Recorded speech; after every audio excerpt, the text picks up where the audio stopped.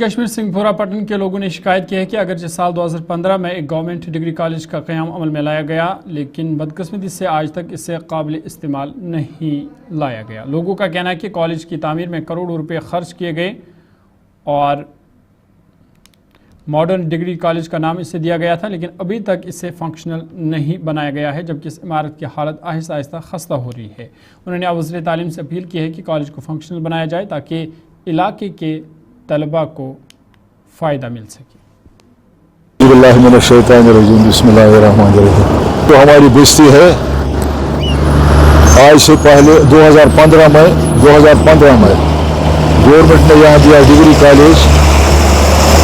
آج تک اس میں کچھ ہوا ہی نہیں۔ اب وہ بلڈنگ خستہ حال ہوئی ہے، لہذا آج روئی انصاف برائے مہربانی کر کے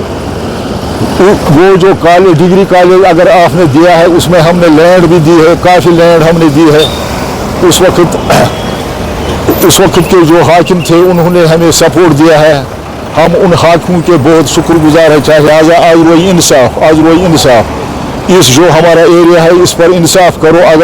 اگر وہاں ڈگری کالج ہے، اب وہ بلڈنگ ہے اس کے شیشے بھی ٹوٹے پھوٹے ہیں،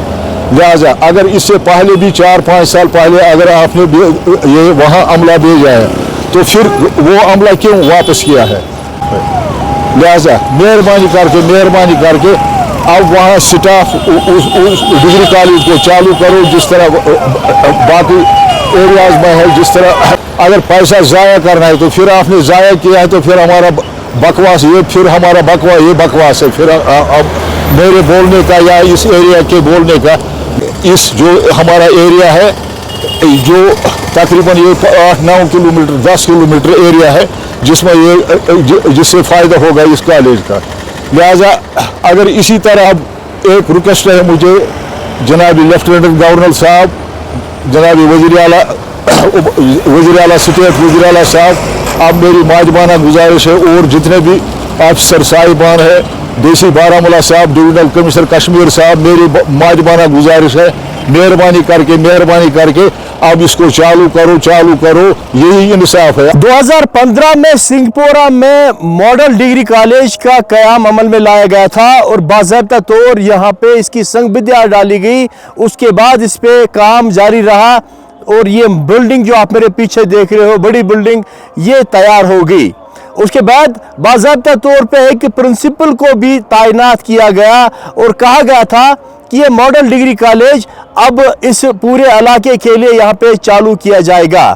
مگر وہ پرنسپل صاحب پھر کہاں چلے گئے اور اس ڈگری کالج کو ابھی تک چالو کیوں نہیں کیا گیا، یہ یہاں پہ دیکھنے والی بات ہے۔ بتایا یہ بھی جاتا ہے کہ ابھی تک اس بلڈنگ کو ایک محکمہ ایجوکیشن کے حوالے ابھی تک نہیں کیا گیا ہے کیونکہ کچھ کام ابھی باقی ہے۔ اگر 2015 میں اس بلڈنگ پہ کام شروع کیا گیا تھا ابھی تک یہ چالو کیوں نہیں یہاں پہ ہو رہی ہے۔ ساتھ میں یہ بھی بتایا جاتا ہے کہ اس کے لیے جو کریشن کرنی تھی وہ کریشن بھی ابھی تک اس کی نہیں ہو چکی ہے، حالانکہ بلڈنگ ٹھیک ٹھاک بنی ہے اور اب اگر دن بہ دن اس کی بات کرے دن بہ دن اس کی اب خستہ حالی بھی ہو سکتی ہے اگر اس کو استعمال میں نہیں لایا گیا۔ حالانکہ اس ٹائم پورا علاقہ خوش ہوا تھا اور اس ٹائم کے جو افسران تھے اور جو اس ٹائم کی سرکار تھی انہوں نے یہ وعدہ دیا تھا کہ اس ماڈل ڈگری کالج کو